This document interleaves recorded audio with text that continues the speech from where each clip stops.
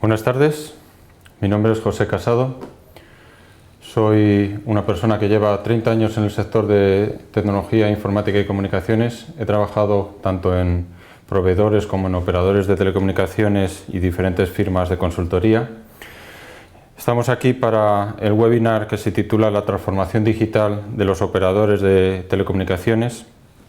Como sabéis, la dinámica de estos webinars es que tenemos 30 minutos aproximadamente de exposición. A continuación damos 5 minutos para hacernos llegar aquellas preguntas o dudas que hayan surgido y a continuación tenemos otros 5 o 10 minutos para dar respuesta a esas preguntas. En cuanto al tema que nos alcanza es el debate sobre la transformación digital de los operadores de telecomunicaciones, pero vamos a empezar yendo hacia atrás, hacia el pasado, hacia la evolución humana. En dicha evolución humana han surgido nuevas civilizaciones cuando se producen dos innovaciones simultáneas, en el ámbito de las comunicaciones y en el del manejo de las energías. Si nos remontamos muy atrás, nos encontramos con situaciones en las cuales han coincidido en el tiempo hechos como andar erguidos y controlar el fuego, la escritura y el uso de la fuerza de los animales, la imprenta y los viajes intercontinentales, el uso del vapor, los motores eléctricos y los viajes aéreos, y más recientemente la ley de Moore en Internet y el desarrollo de las baterías. En tiempos todavía más recientes del siglo pasado, se acepta que ha habido 3 revoluciones industriales en la historia. Una primera revolución industrial, de producción automatizada con maquinaria, una segunda revolución industrial basada en la producción masiva en cadena con tecnología y deslocalización de la oferta, y una tercera revolución basada en la producción masiva, escalable pero personalizada, de alta tecnología y relocalizada en los países de demanda. Hoy en día se habla de la industria 4.0 o de la industria conectada, como también se la denomina, la cual se enmarca en la complejidad y aceleración que experimenta nuestra sociedad actual. Sociedad donde la competitividad, entendida tanto en el plano empresarial como personal, como de país, se mide y se desarrolla en un entorno globalizado, y donde se reconoce que el verdadero driver de la competitividad es el uso innovador de la tecnología. La tecnología de estado sólido, los semiconductores y la inteligencia aportada por las capacidades de almacenamiento y procesamiento de los circuitos construidos, fabricados con ellos, son los posibilitadores de la electrónica digital, la cual es la que está dinamizando desde hace ya decenios la existencia de dispositivos inteligentes, desde los electrodomésticos hasta los robots industriales y la electrónica personal, que permiten generar nuevos productos y servicios e innovar sobre las cadenas de valor de los negocios.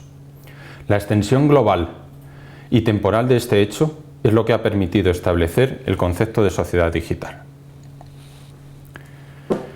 El surgimiento de la electrónica digital ha posibilitado múltiples cambios. Si lo visualizamos gráficamente, la sociedad digital actual está siendo conformada por los siguientes 4 grandes olas de innovación, agrupadas en base a su trascendencia, multidominio y la transversalidad en su afectación de los hábitos de las personas y los negocios. Así, podemos citar las comunicaciones por voz en el siglo XIX, las comunicaciones de mensajería, sean email, chat, etc., la generalización del uso de Internet y los nuevos servicios digitales. Por ejemplo, Amazon Web Services sería un ejemplo de nuevos servicios digitales. Si hacemos una retrospectiva de qué tecnologías han posibilitado estas revoluciones tecnológico-industriales y que antes referíamos, vemos que desde hace más de medio siglo el progreso se basa en tecnologías posibilitadas por la electrónica digital. Vemos también que el proceso de innovación se acelera, que cada salto lleva menos años y que nos encontramos en un momento en el cual se habla de la virtualización y de la nube como el dinamizador social y económico del futuro digital, de la sociedad futura digital. Decía Henry Ford que el verdadero progreso es el que pone la tecnología al alcance de todos. Así, decía igualmente que si se hubiese preguntado a los americanos de entonces qué querían en los inicios de su carrera en la industria del automóvil, le habrían contestado un caballo más rápido. Pero lo que Ford puso ante los ojos asombrados de su mercado no fue un caballo más rápido, era una cosa completamente distinta. Eran vehículos a motor asequibles para todos ellos. Innovar hoy en día es pensar en ciudades sin coches, no en ciudades con coches eléctricos. Innovar hoy es tener coches automáticos para que las personas ganen tiempo libre. Y aquí haría un inciso. Aunque Google quiere que dediquemos ese tiempo libre que nos libera el no tener que conducir para emplearlo en su pantalla Android del coche y accedamos a su ecosistema. Pero ahora veremos esto con más detalle.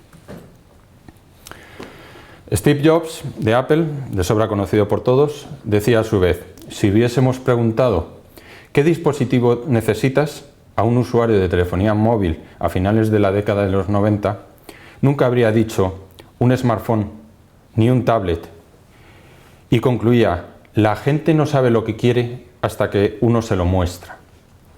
El consumidor, generalmente, pide mejoras sobre lo que ya conoce, y en la mayoría de los casos, esas mejoras están asociadas con el precio. Pero eso es eficiencia, no es innovación. No debemos confundir estos dos conceptos. Estamos ante la revolución tecnológica en mayúsculas, aquella que propugna la total interconectividad de las personas y de las cosas, y que vislumbra una capacidad como nunca de transformar la economía y, por tanto, la sociedad global. La empresa digital hoy en día se construye sobre la economía colaborativa. Y pongo algunos ejemplos de sobra conocidos por todos. Uber es la mayor compañía de taxis del mundo y no tiene ningún taxi.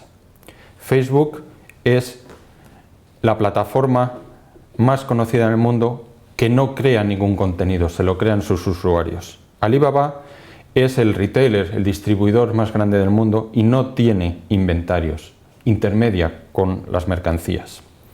Airbnb es el mayor proveedor de alojamientos en hoteles en el mundo y no tiene ningún activo como tal, como propiedad de un hotel. Apple vende 200 millones de smartphones al año y no fabrica ni uno de ellos directamente en factorías propias, sino de terceros. WhatsApp, que envía 3 billones de mensajes, no tiene ningún servidor en su propiedad. Todo esto es lo que llamamos la economía y la sociedad colaborativa. Y si no, veamos lo que está ocurriendo ahora en el empleo en esta industria y la magnitud de datos que se está moviendo. Hay múltiples páginas en Internet que reflejan en tiempo real en cada una de estas plataformas la magnitud de clics que se está haciendo en cada una de ellas y cómo evoluciona en el tiempo. En los últimos 17-18 segundos se han generado 450-470 gigabytes de datos. Eso es la suma, el efecto agregado de esas actividades digitales colaborativas. Pero sigamos, luego volveremos a esta página.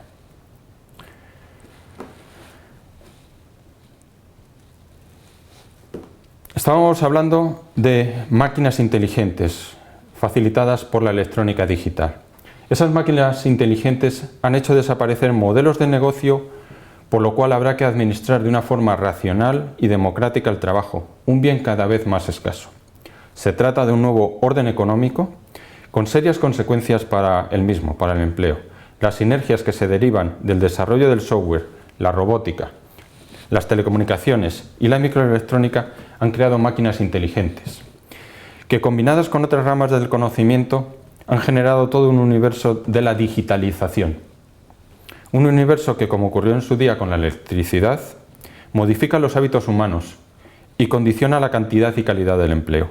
Más que la sustitución del hombre por la máquina, es la aparición de nuevos productos y costumbres los que eliminan muchos empleos. Los economistas aceptan que el optimista principio de la destrucción creativa de empleos no se cumple esta vez. La pérdida de empleos provocada por la digitalización no encuentra suficiente contrapartida en la creación de otros empleos que equilibrarían la balanza.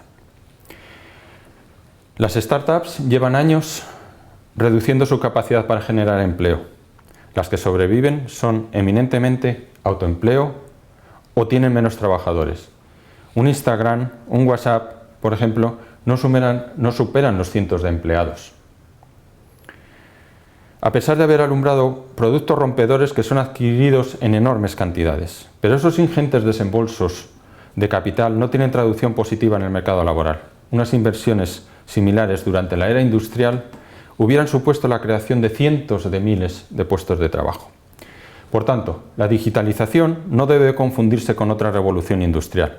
El ritmo de cambio es impresionante, cierto. En la actualidad se hacen más fotografías en un minuto que en todo el siglo previo a la desaparición de Kodak. Las relaciones interpersonales son radicalmente nuevas, diferentes. Hay técnicas formativas que ponen en tela de juicio el formato de la enseñanza universitaria, etcétera, etcétera. El producto digital, por otro lado, aúna valor creciente y coste decreciente. Es casi inagotable y está siempre disponible para personas y máquinas. Tiene una enorme capacidad de acumulación y crecimiento por su uso. El propio esfuerzo del cliente lo expande y lo consume. Por ejemplo, yo genero vídeos en YouTube y yo lo consumo cuando los visualizo, con una capacidad prácticamente ilimitada, tanta como la población humana. Y tiene un coste marginal casi nulo de su reproducción. Por tanto, la industria ha cambiado su cadena de fabricación. Diseña con programas escritos por otros, que trabajan lejos de quien lo fabrica, usa realidad virtual para hacer los prototipos, la logística de proveedores y clientes se ejecuta telemáticamente, la vieja factoría reduce su superficie con la robotización avanzada y lo digital hace que la industria se haga terciaria. Más allá de la deslocalización, la industria no disminuye, sino que se redefine.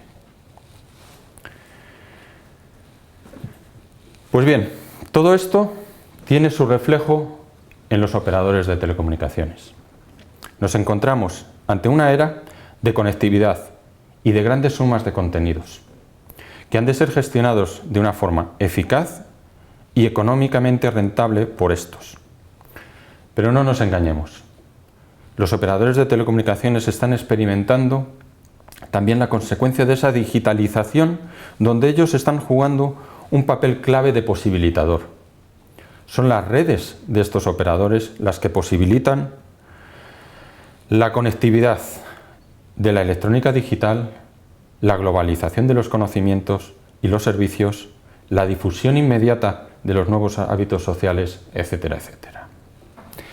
En esta gráfica podemos ver en los últimos decenios cómo ha evolucionado las magnitudes de tráfico década a década y los niveles absolutos que estamos alcanzando de zettabytes entendidos como 1000 petabytes que corresponden a 1.000.000 de terabytes. Son cifras que muchas veces se nos escapa alcanzar su dimensión real. Pero también están enfrentándose a requerimientos límites estos operadores de telecomunicaciones, como son aquellos derivados de tener que dar respuesta a unas expectativas de tiempos de respuesta cada vez más cortos por los clientes, por los usuarios de esas infraestructuras, y que están motivados por los requerimientos de los usos digitales. Por simplificación, asociamos el concepto de latencia de una red al tiempo empleado en lograr la respuesta deseada extremo a extremo.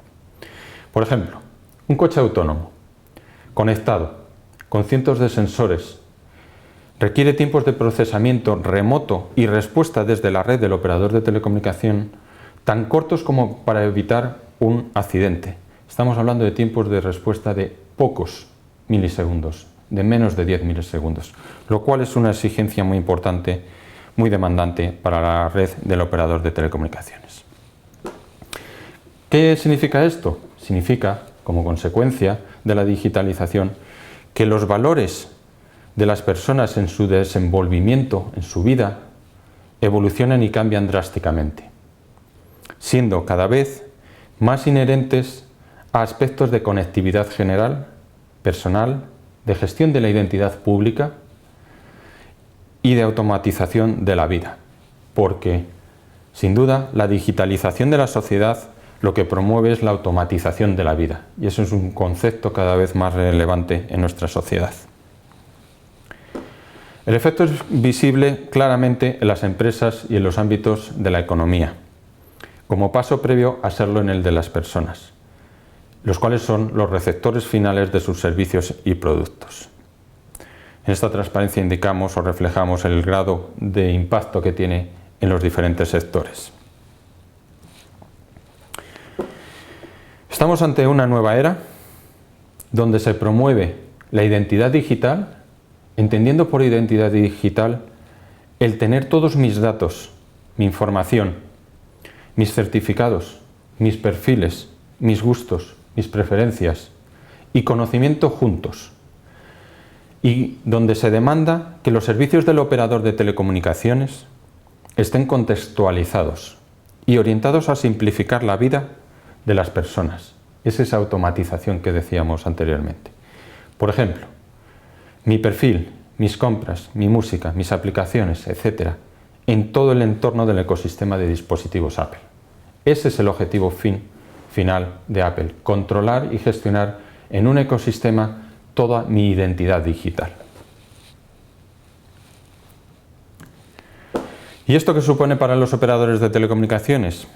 Pues supone un proceso, por un lado, de oferta convergente, fijo, más móvil, más internet, más televisión, más cualquier otro servicio que pueda integrar en un único paquete, en un único bundle, a sus clientes, con el fin de retenerlos y enriquecer su experiencia, y por otro lado, a una necesidad de alcanzar escala en una competencia global que está forzando, como se muestra en la transparencia, a procesos de consolidación nacionales e internacionales entre todos ellos. En los próximos años vamos a ver todavía más de estos procesos de consolidación entre operadores.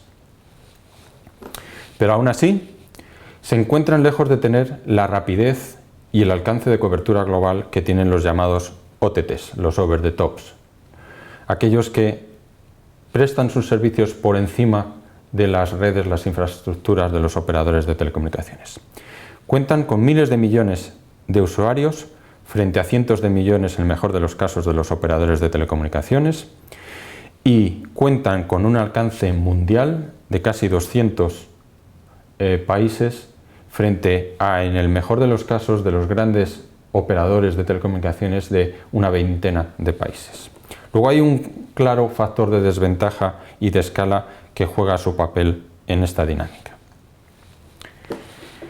Para enfrentarse a este escenario, y dado que el mundo de las redes de telecomunicaciones y sus sistemas de información, el hardware y el software de los operadores, dicho de una forma muy simple, cada vez se unifica más, vemos que es necesaria la virtualización de las funciones de red de telecomunicaciones, y que como consecuencia de esas latencias que pedíamos, esos tiempos de respuesta sumamente exigentes, cada vez han de situarse más próximas al borde de la red, próxima al cliente. Es lo que se llama el Edge. Cuando se habla de la nube, en parte estamos hablando de este concepto. Y esto es algo que resulta del progreso durante los últimos 50-60 años y que se presenta en la transparencia. Estamos hablando de conocimiento, ubicuidad, conectividad de alto nivel, donde se aseguran unas latencias para la prestación de unos servicios a tenor de las demandas de los clientes y los usuarios de las redes de telecomunicaciones actuales. El operador de telecomunicaciones se enfrenta a un cambio de paradigma en el cual se produce un proceso de transición a la nube, lo que en inglés se llama el cloud, donde se ve requerido a operar una red altamente tensionada en su capacidad de gestionar con los menores costes posibles una personalización de los servicios de cara tanto a las cosas como a las personas a las cuales da servicio. El operador de telecomunicaciones, por tanto, y a nivel estratégico, ha de posicionar su estrategia en 4 ejes. Las 4 Cs: la mejor conectividad de red, los mejores contenidos, su posicionamiento cloud y la gestión de control del negocio que realiza. En función de ello y de qué criterios se aplique en cada una de esas 4 Cs que hemos indicado, se posicionará más o menos como un operador global o como un operador local, y más o menos orientado a los clientes particulares o de las empresas. Obviamente existen escenarios mixtos tanto en el eje global local como empresas consumo. Todo ello implica que ha de optimizar el funcionamiento de su red con tecnologías solo IP, Internet Protocol, tanto en el acceso, lo cual significaría en el caso de los móviles tecnologías 4G, 5G, y en el caso del acceso fijo, la fibra hasta el hogar, como en el corazón de ella. Y que la nube, esa virtualización que decíamos de funciones, es la base sobre la cual se habrán de desarrollar las funciones de seguridad de red y del cliente, las aplicaciones y la identidad digital de sus clientes. Así, como resumen, los operadores se encuentran ante compañías que invaden su mercado, pero de los cuales pueden aprender. Si analizamos el caso de Amazon, esta tiene su red de entrega de productos basada en la red de entrega física de, entre otros, UPS, el cual se benefició del boom del comercio electrónico en sus inicios. Pero Amazon está acelerando la competición entre sus redes de entrega física para bajar los precios de las entregas, por lo que UPS se ve forzado a innovar, a mejorar sus controles, a adaptar sus plazos de entrega, a adaptar los plazos a la naturaleza del producto y el lugar a entregar, y, ¿por qué no?, rechazando entregas no rentables para su dinámica empresarial, etcétera, etcétera. ¿Cuál es el análisis en paralelo en el caso de los operadores de telecomunicaciones? Pues el análisis que podríamos hacer es el siguiente, y es que su éxito depende de su capacidad de aprender e innovar para que su red física IP y virtual sea un habilitador del éxito de sus clientes. Las redes sociales y los dispositivos electrónicos dependen y dependerán de ellos para desarrollarse. Luego son un habilitador del éxito de las compañías que están como OTTs en las redes sociales y de los fabricantes de dispositivos electrónicos. Lo que sí han de definir estratégicamente es su posicionamiento como operador global o local. Esa es la gran cuestión estratégica y el gran dilema al cual se enfrentan los operadores en su transformación digital en los próximos años. Pero para finalizar, veamos lo que ha estado ocurriendo en este rato en la red, desde que abrimos la anterior página donde se reflejaba los movimientos en Internet. Si vamos a la parte de abajo y vemos que sigue evolucionando el número de clics y la magnitud de gigabytes que se están moviendo en la red, en estos aproximadamente 15 minutos hemos pasado a un monto de tráfico de 1 millón de gigabytes en los últimos 57 segundos. Como comentario final, la transformación es de tal magnitud, la aceleración que se está produciendo y la ruptura de barreras que la digitalización está provocando en el mercado, que los primeros que se ven sometidos a ese estrés de la digitalización son sus posibilitadores, los operadores de telecomunicaciones. Muy bien, pues con esto acabaría el webinar. El objetivo sería abrir un turno de preguntas. Dejaremos aproximadamente 5 minutos para ello y a continuación, amablemente y encantados de ello, responderemos a sus preguntas. Muchas gracias por la atención.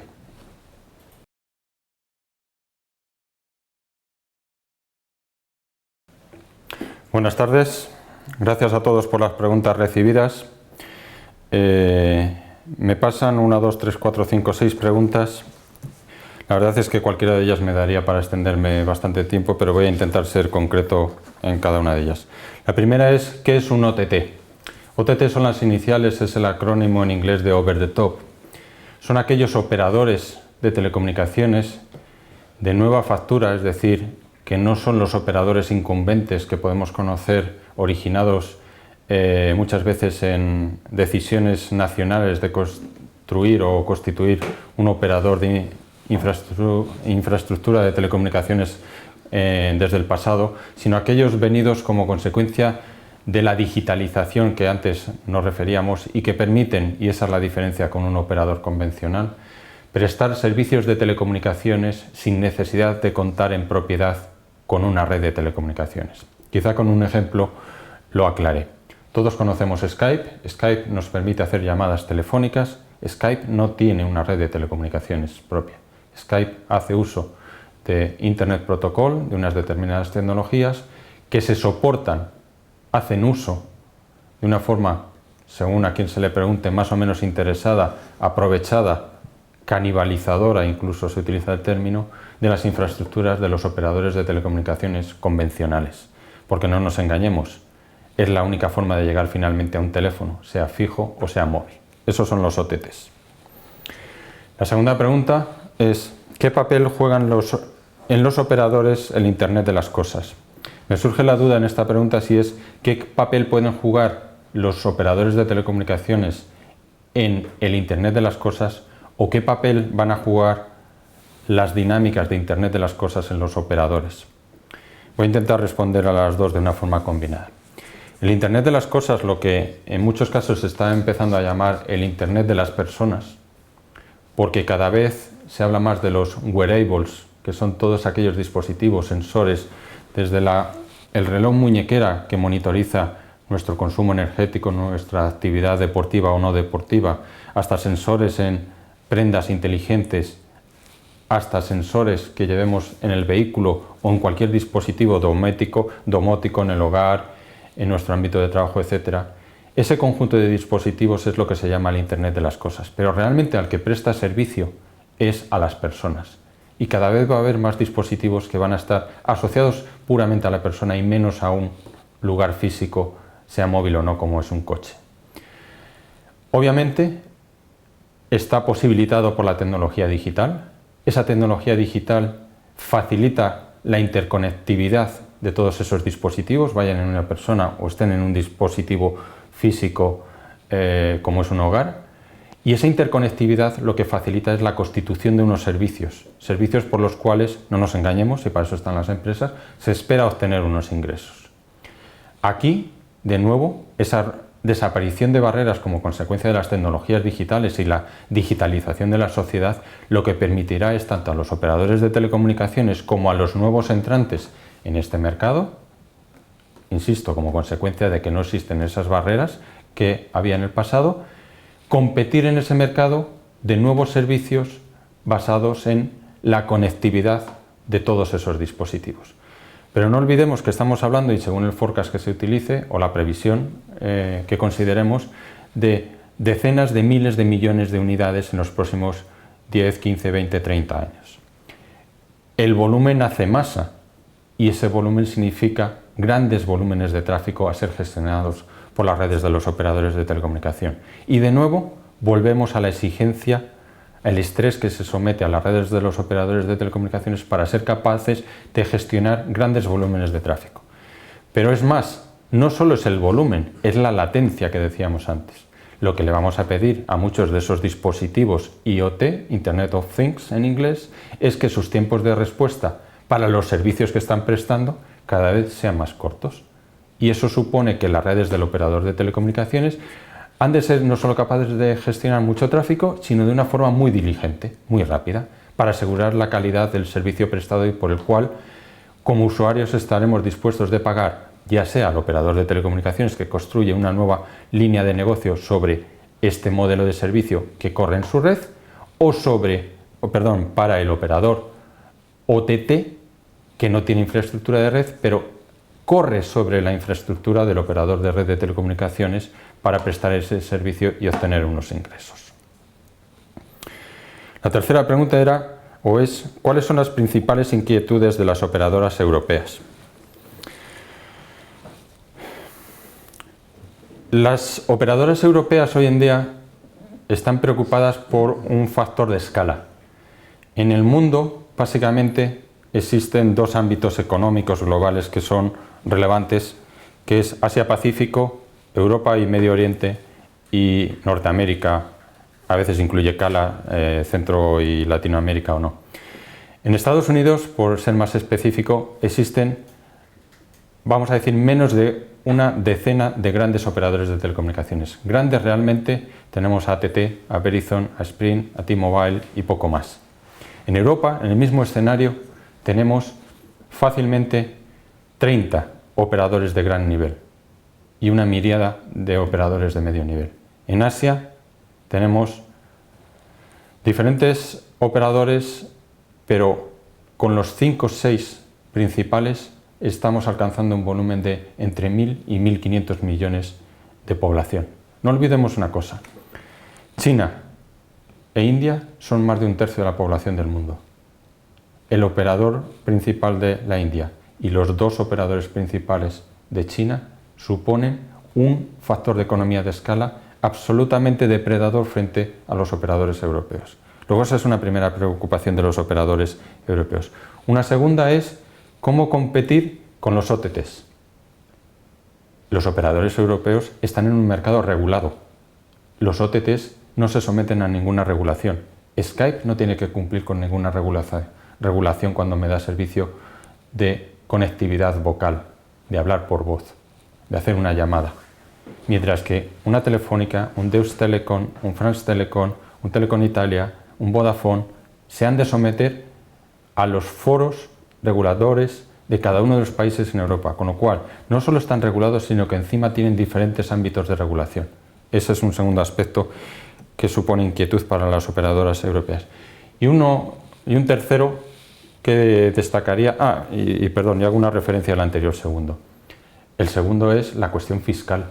Los OTTs, los Google, los Amazon, los Facebook, los WhatsApp, los Skype, fiscalmente todos sabemos el tratamiento que hacen de sus ingresos. No declaran sus impuestos en los países de origen de su facturación, sino que los detraen a determinados lugares en el mundo. Eso es un empobrecimiento para la sociedad donde están generando negocio para su beneficio.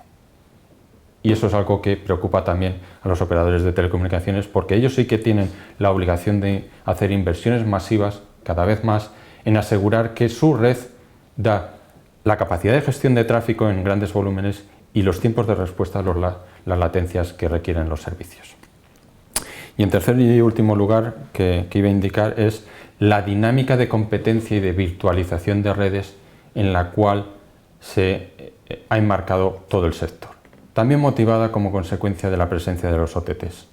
Pero básicamente lo que hay es una tendencia a virtualizar hardware que en el pasado en las redes de los operadores de telecomunicaciones era hardware, como acabo de decir, en entornos de virtualización de máquinas, virtualización de funciones, data centers distribuidos, que fuerza a la cultura, vamos a decir básicamente de hardware de los operadores de telecomunicaciones, a evolucionar a una cultura de IT, de informática, de telecomunicaciones y de sistemas, para la cual no necesariamente están suficientemente preparados y que por sí supone una revolución cultural interna y un estrés en esa dinámica de competencia, de globalización y de factores de escala frente a los OTTs que comentábamos antes. Cuarta pregunta, de la relación que antes indicaba de 6, ¿cómo pueden afectar el proyecto Google Project Fi, operador virtual, a los operadores tradicionales? Para los que no lo conozcáis, el proyecto Google Project Fi es el nombre que se le ha dado en Estados Unidos. Es un proyecto por el cual Google está desplegando en determinadas ciudades y ámbitos geográficos estrictamente seleccionados por el potencial desde el punto de vista de los clientes y demandantes de sus servicios, una red de fibra hasta el hogar. ¿Qué supone esto para los operadores tradicionales? En este caso en Estados Unidos, los Verizon, los ATT, etcétera. Pues supone un nuevo entrante, un competidor, pero con una implicación, y es que es un OTT el que está haciendo sus pinitos en infraestructura de telecomunicaciones, pero que lo está haciendo primero con una caja, con un cash flow, con una disponibilidad económica que no tiene ninguno de esos operadores de telecomunicaciones. Pensemos que Google tiene 250.000 millones de dólares en caja disponibles para gastar, para invertir. No tienen problema en fracasar con Google Glass todas las veces que sea necesario, o con los otros 100 o 200 proyectos que no han llevado finalmente al mercado, porque tienen caja disponible para ello y para aprender de todos ellos, porque no son inversiones baldías. Pero lo que sí es cierto es que es un nuevo competidor para los operadores de telecomunicaciones y que juega con dos bazas a su favor. Que Google conoce perfectamente la dinámica, la cultura de la informática, de los sistemas de IT que antes citaba. Y segundo, que es alguien que está acostumbrado a trabajar en los conceptos de virtualización, del cloud, de la nube, cosa que a los operadores de telecomunicaciones les está costando. Quinta pregunta. ¿Podría darse un tipo de operador único tipo red eléctrica? Tajantemente no. Yo creo que el momento para ese escenario ha pasado, y ha pasado hace tiempo. Probablemente estemos hablando de que ha pasado hace algunas decenas de años. La criticidad de los servicios de telecomunicaciones es relevante, es cierto. Hoy en día un país podría declarar la guerra a otro simplemente apagándole su internet y ese país se desmoronaría. Pensemos que nos quedaríamos sin conectividad entre personas, sin conectividad entre cosas, dejarían de funcionar servicios básicos, dejaría de funcionar la hacienda, dejaría de funcionar infinidad de cosas que no somos conscientes hoy en día, y eso sería un tipo de guerra que se podría declarar. Y no estoy hablando de ciberseguridad, ni de hackers, ni nada por el estilo. ¿Por qué no podría existir un operador tipo red eléctrica? Aquel que pusiera a disposición de los operadores de telecomunicaciones una infraestructura común básica de gran capacidad que, alquilándosela, permitiera competir entre ellos, porque hoy en día la dinámica de tecnología imposibilita ese escenario. Hay tantas alternativas, tantas posibilidades de bypassear esa infraestructura básica de transporte y tan económicas hoy en día que nadie se sometería a esa constricción del mercado. La diferencia con el caso de red eléctrica, y recuerdo que es una red que solo transporta 400.000 kilovoltios, es de muy alta tensión, es que fue aceptada por todos los operadores de energía, lo fue hace muchos años, ellos son accionistas de red eléctrica y esa es una gran diferencia. Hoy nadie aceptaría la constitución de un proveedor de capacidad central de red al cual todos contrataran y en el cual todos fueran accionistas, porque si no son accionistas no tendrían ninguna obligación realmente de hacer uso de esos servicios. Sexta y última pregunta. ¿Cuál es el punto de equilibrio entre los operadores de red y las compañías de Internet? Bueno, pues esto, como suele ocurrir, es la pregunta del $1.000.000, a la cual no sé si alguien tiene la respuesta, pero intentaré darle una respuesta por lo menos en este momento. Yo creo que, primero, no es entre operadores de red y compañías de Internet. Un operador de red hoy en día es un operador de Internet, es un Internet Service Provider, es decir, da servicios de Internet. Yo creo que la pregunta va más orientada a cuál es el punto de equilibrio entre los operadores de telecomunicaciones y los over the tops, aquellos que dan servicios de telecomunicaciones sin tener red en propiedad. Pues probablemente lo que va a ocurrir es que los operadores de telecomunicaciones evolucionarán a dar servicios en competencia con los operadores de telecomunicaciones, que los operadores de telecomunicaciones over the top de alguna forma crecerán en su cadena de valor añadido hacia abajo, generando determinadas capacidades diferenciadoras en la forma de acceder a las redes de telecomunicaciones de terceros, pero sin hacer esas inversiones. Y en algún momento se establecerá un punto de equilibrio, de balance entre lo que ganan unos, lo que ganan otros, el daño que se están haciendo unos a otros definitivamente. ¿Y cuál va a ser el driver de definición de ese punto de equilibrio? Pues es difícil decirlo, pero probablemente va a estar asociado a cómo se conforman y modifican los hábitos de consumo de las personas y por tanto de la sociedad en el futuro. Mientras que los OTTs son muy rápidos, muy ágiles, muy efectivos, cuando no son sino la causa de adaptar y generar productos y servicios para los nuevos hábitos de las personas.